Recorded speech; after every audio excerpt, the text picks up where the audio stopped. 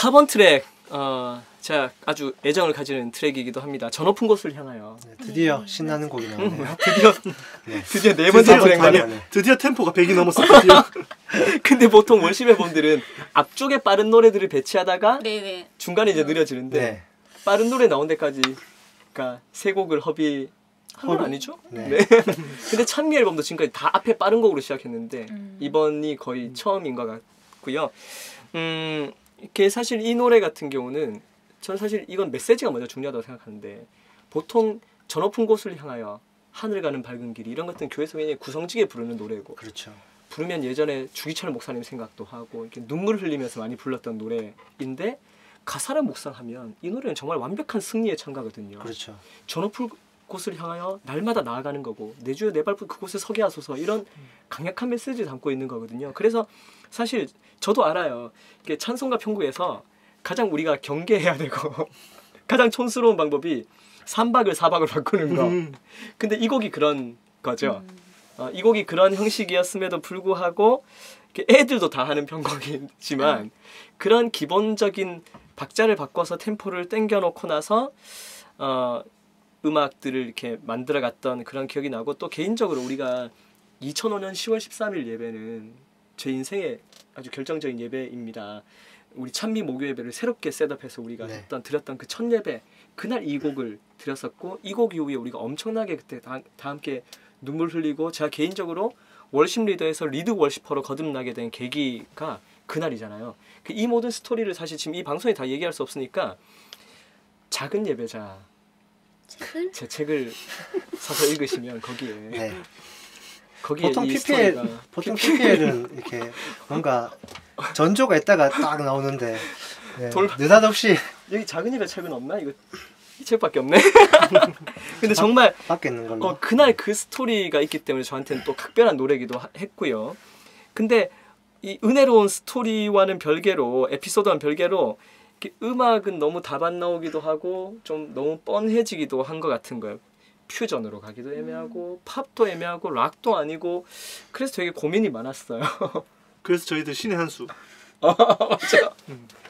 이혜전 씨가 못 해내는 걸 해내실 수 있는 분을 한번 섭외를 했죠. 이게 무시하는 거니? 아니, 그 정도는 아니고.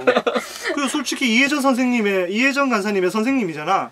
그러네. 그러니까. 잠시 잠깐. 네. 그래서 지금 세션으로 활발하게 활동하시는 가요 세션으로 활발하게 활동하시는 황준익 선생님께 부탁을 드려서 건반을 연주 미싱 아일랜드 부탁을 드렸습니다. 네. 근데 미싱 아일랜드보다 사실 황준익 선생님 지금 현재는 얼반자카파 멤버로 활동하고 계시고 한때 자우림 세션도 하셨고 뭐 플라이 투 스카이라든지 사실 김윤아 씨 솔로 앨범 같은 경우에도 피아노 황준익 씨 하면 나는 사실 자우림과 떼내서 생각할 수 없다고 생각하고 자우림에는 건반 멤버가 없으니까 네, 그렇죠. 자우림의 그냥 거의 제 5의 멤버라고 생각하고 자우림 5인조인가? 아니요 4인조인데 실제로 그 김윤아 씨도 라이브 때 소개할 때는 자우림의 5번째 멤버라고 황준익 씨를 소개하곤 하세요. 그리고 나는 개인적으로 김윤아 씨의 그 솔로 앨범에 이 황준익의 연주는 특히 2집 그 불하는 영혼을 잠식하고 이런 거에 그 어두운 음악들 이런 건반들이 너무 좋았는데 이 곡은 너무 발랄하게 샤방샤방하게 프로는 다르죠. 그니까 그리고 미싱 아일랜드 음악도 되게 밝고 좋고 그래서 저는 일단 이 곡은 그래서 믹스를 할 때 제가 소복간사한테 요구했던 게 뭐냐면 이건 사운드 톤 전체를 피아노에 맞춰서 잡아라라고 제가 요구를 했었어요. 그 풀밴드가 나오는 음악에서 메인 피아노를 앞으로 도드라지게 해서 믹스하는 게 상당히 힘들거든요. 색깔이 좀 없어져. 보컬들을 하고 많이 부딪히기도 하고 보컬들하고 많이 부딪힌다는 말은 드럼의 스네어라든지 일렉기타 사운드하고도 많이 부딪힌다는 이야기가 되기 때문에 제가 기억하기로는 저희 앨범에서 제가 믹스 수정을 최고로 많이 한 곡 같네요. 이 곡이. 저는 앨범으로 나가니까 이게 스튜디오 아까 제일 처음에 그런 얘기를 했었는데 스튜디오와 라이브의 이 차별성이 필요한 거잖아요. 그래서 제가 집회 때 이 찬양할 때 이제 2절에 3절 이렇게 부르고 할 때는 조금 그롤링하게 해서 부르는데 이런 거 그런 거 하는데 그건 이렇게 무대에서 이 조금 어필하기 위한 그 조금 더 메시지를 강조해주고 하는 것들을 위한 장치였는데 이런 거 녹음했을 때는 조금 너무 좀 세지 않을까 하는 생각을 해서 녹음할 때 이걸 그냥 깔끔하게 불렀어요. 근데 그 디렉팅 하시던 민 목사님께서 라이브 때 하는 것처럼 하는 게 좋을 것 같은데 그렇게 해서 저는 솔직히 이걸 들으면 조금 불편해요. 아, 이거 너무 셌던 거 아닐까?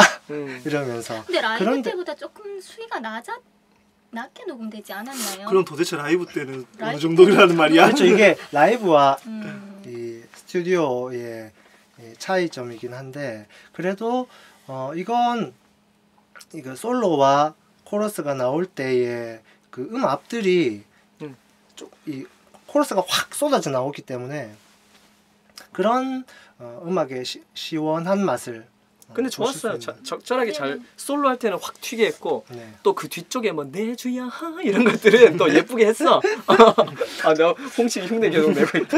이제 후반 작업을 할 경우에는 이제 제가 뭐 이것저것 뭐 스트링도 많이 움직이고 했어요. 리얼 스트링 쓰자고 했는데 네. 내가 돈 없어서 결국 막판에 우리가 포기했다. 네. 그래서 뭐 여러 가지 사정으로 좀 믹스 또 방향도 있고 해서 좀 스트링 같은 경우는 많이 이제 좀 깎여진 부분도 있고 그건 좀 아쉬웠던 것 같아요. 그리고 이제 그 키보드 사운드를 잘 들어보시면 올겐이라든지 그다음에 또 뭐 벨 좀 싫어하시는 분들이 많은데 그래도 벨을 좋아하시는 90년대 이후로는 안 쓰기로 한 거 아닌가 그거? 제일 좋아하시는 벨 좋아하시는 튜블라벨 네, 특히. 벨 그다음에 뭐 리드 또 이런 다양한 이제 톤을 이제 저기 했었는데 이제 그런 것도 한번 들어보시면은 조금 재밌을 것 같고 특히 이제 움직임 올겐의 라인이나 그런 프레이즈가 들어가고 다시 받아서 올겐이 차고 나오고 이런 것들을 한번 들어보시면은 조금 재밌는 감상이 되지 않을까 하는 네. 감상이라고 해야 되나? 근데 그래도 이 곡의 백미는 저는 개인적으로 밴드가 아니라 줄여도 줄어들지 않는 그녀의 목소리. 우리 서복 간사의 부인인 그렇죠. 찬미의 그 여자 리드 보컬 하은지 간사의 목소리. 그래서 우리가 좀비 보이스라고.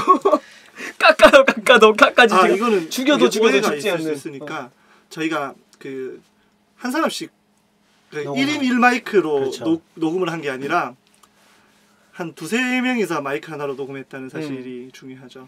워낙 그렇게 육성이 크니까 그렇게 해서 녹음을 해도 은지 목소리밖에 안 들리는 거야. 그래가지고 우리가 부인인데도 불구하고 내 부인을 내 손으로 제거 이렇게 하면서 그런데 이게 녹음을 한 날에 코러스 녹음을 쫙 다 한 게 아니라서 들어보시면 이 곡과 이 곡은 같은 날 했구나 이런 것들을 느끼실 수 있는 분들은 아마 느끼실 수 진짜? 있어요. 이 얘기도 해도 되는가 모르겠네요. 우리 이거 믹스할 때 코러스 이렇게 다 잘라서 다 맞췄잖아요.